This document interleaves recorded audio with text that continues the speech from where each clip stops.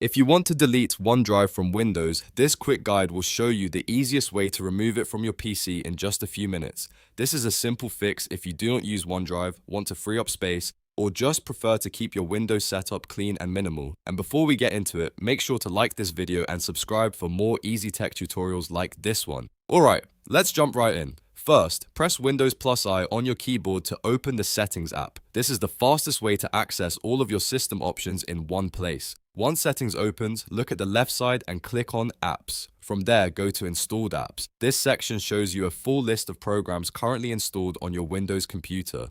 Now, in the search bar, type Microsoft OneDrive. Windows will narrow down the results so you can find it quickly without scrolling through the full list. When OneDrive appears, look for the three-dot menu next to it. Click that menu and you should see Uninstall options. Select Uninstall. Windows will usually ask you to confirm that you really want to remove the app.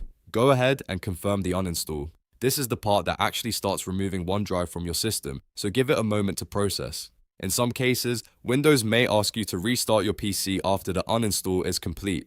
If you see that prompt, it is a good idea to restart so the changes can fully take effect. After the restart, OneDrive should be removed from Windows and the File Explorer shortcut tied to it should also disappear. If you were trying to stop OneDrive from showing up on your computer, this method is the cleanest and simplest way to do it.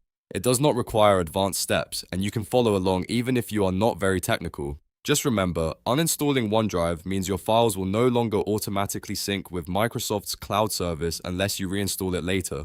If this tutorial helped you out, make sure to hit like, subscribe, and turn on notifications so you do not miss the next Windows tips and fixes. Thanks for watching, and I'll see you in the next one.